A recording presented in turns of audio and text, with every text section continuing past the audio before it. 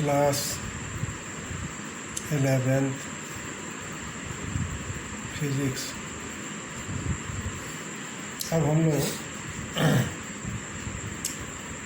देखेंगे velocity. Velocity क्या है?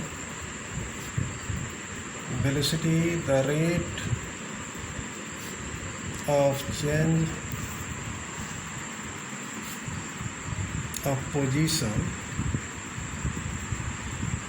of an object with time is called the velocity of that object. अर्थात velocity का फॉर्मूला हो गया displacement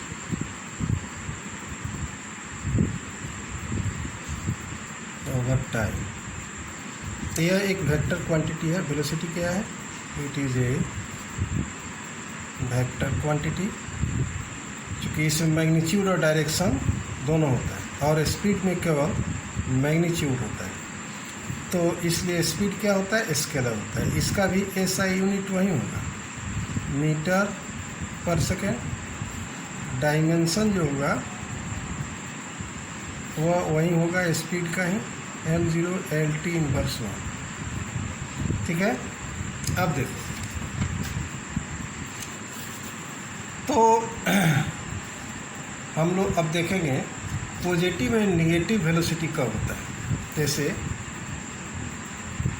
positive and negative velocity. देखिए, पॉजिटिव और निगेटिव वेलोसिटी जो है डिस्प्लेसमेंट पर निर्भर करती है। तो डिस्प्लेसमेंट पॉजिटिव होगा तो वेलोसिटी भी पॉजिटिव होगा, और डिस्प्लेसमेंट अगर निगेटिव है तो हमारा वेलोसिटी भी निगेटिव होगा। अर्थात if the displacement is positive then the velocity is positive. अगर इसमें एक्सट्रीम में ग्राफ हम खींचते हैं, जैसे मान लो ऐसे, इधर टाइम हो गया, ठीक है ना, इधर पोजीशन का हो गया इन मीटर, और यह हो गया सेकंड। इधर एक्स एक्सिस है, इधर वाई एक्सिस है। तो ग्राफ का नेचर जो होगा पॉजिटिव के लिए ऐसे होगा, ठीक है ना। यह देखो, यहाँ हम लोग ओरिजिन मानते हैं, यहाँ x1 और आफ्टर t2 टाइम, यहाँ टाइम t1 मान लेते हैं। तो ग्राफ का नेचर ऐसे आता है, ग्राफ फॉर पॉजिटिव वेलोसिटी। और स्लोप ऑफ दिस लाइन, जैसे स्लोप क्या हो गया, मान लो ON हो गया। ON बराबर क्या होगा, slope of ON equal to हो जाएगा आपको x2 minus x1 by t2 minus t1, ठीक है ना। As x2 is greater than x1 then x2 minus x1 is positive, so slope is also positive. तो स्लोप क्या होगा, पॉजिटिव होगा। उसी प्रकार है दूसरा में, if the displacement is negative then the velocity is negative, ठीक है ना। तो इसके लिए जब ग्राफ का हम लोग एक्सटी ग्राफ देखते हैं, जैसे मान लो यह हो गया, यहाँ x हो गया, यहाँ y हो गया, यह o हो गया, तो यहाँ जो ग्राफ का नेचर आता है, इधर x in metre, time in second, तो ग्राफ का नेचर ऐसे है। ठीक है, यह ग्राफ का नेचर निगेटिव स्लोप को बताता है। ठीक है ना। तो इस तरह हम लोग निगेटिव और पॉजिटिव ग्राफ के बारे में जान गए, वेलोसिटी के निगेटिव और पॉजिटिव ग्राफ के बारे में। अब हम लोग देखेंगे एवरेज स्पीड। एवरेज स्पीड किसे कहते हैं, यह देखेंगे। देखो, it is defined as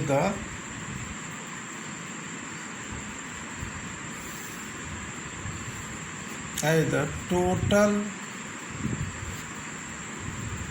distance, ठीक है ना, travelled by the object divided by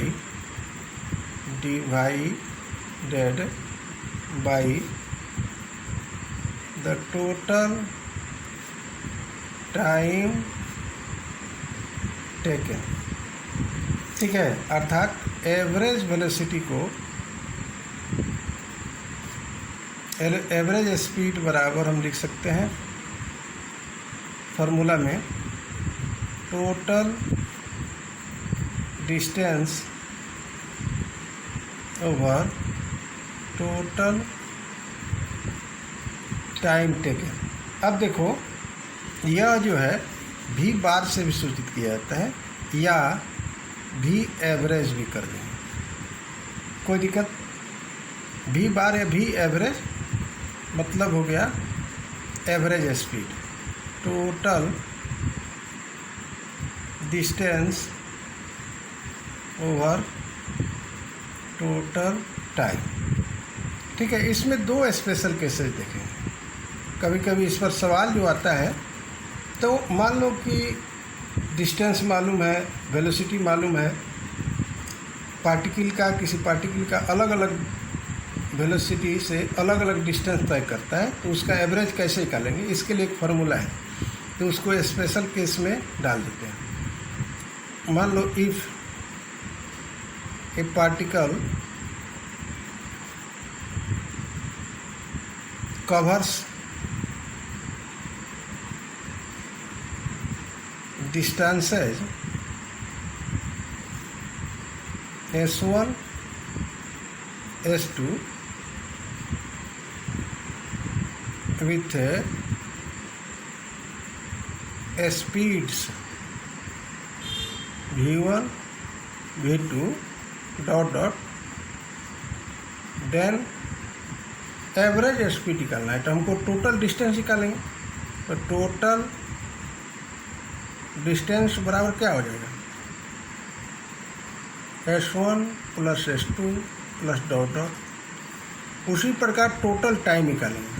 तो देखो, टाइम तो नहीं मालूम है, तो हम लोग क्या करेंगे, टाइम निकालने के लिए टोटल टाइम मान लो कि t1 plus t2 plus dot dot. अब हम लोग यह टाइम का फार्मूला ज्ञात करेंगे, क्योंकि आप जानते हो कि वेलोसिटी बराबर होता है डिस्टेंस ओवर टाइम, स्पीड बराबर। तो यह भी, और इधर हो गया मान लो डिस्टेंस s, टाइम t, तो हम क्या लिखेंगे, t बराबर लिखेंगे s बाई v। तो t1 बराबर क्या लिख सकते हैं, s1 by v1 plus s2 by v2 and dot dot. अब देखिए, अब इसी एवरेज अब लिखेंगे स्पीड,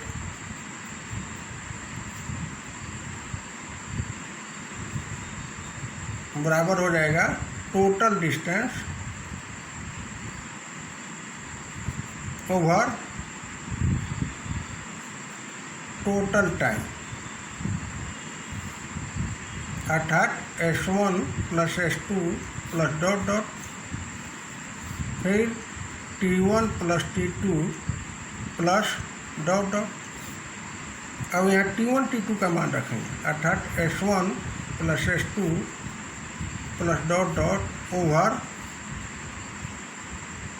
S1 बटा V1 प्लस S2 बटा V2 प्लस डॉट डॉट। ठीक है, तो इस तरह हम लोग इसका मान रख सकते हैं। यदि मान लो इसी में डिस्टेंस कवर जो किया गया वह समान हो, इफ वी पुट S1 बराबर S2 बराबर S, it means the body covers equal distance with unequal speed, then V average equal to, मान लो दो ही लेते हैं तो 2S, इधर क्या हो जाएगा S by V1 plus S by V2, फिर यहाँ 2S, S कॉमन ले लेंगे, 1 by V1 plus 1 by V2, S से S कट गया तो V एवरेज आ गया 2 by 1 by V1 plus 1 by V2। अब देखो ये ऊपर चला जाएगा तो 2V1 V2 बाई हो जाएगा V1 प्लस V2, अर्थात इस फॉर्मूला से अगर डिफरेंट वेलोसिटी के साथ वो बॉडी जो है मूव करता है तो हम लोग एवरेज वेलोसिटी ज्ञात कर सकते हैं। ठीक है, अब देखो, अब है कि मान लो if a particle moves with speeds v1 v2 dot dot for the time interval t1 t2 dot dot, then average speed equal to हम लिख सकते हैं फिर टोटल डिस्टेंस, तो total distance over total time. तो देखो टोटल डिस्टेंस कैसे निकालेंगे, टोटल डिस्टेंस के लिए हम लोग लिखेंगे, क्योंकि आप जानते हो कि एस भी बराबर होता है एस बाई टी, तो एस डिस्टेंस बराबर कितना होगा v इंटू टी, तो S1 बराबर क्या होगा V1 इंटू T1।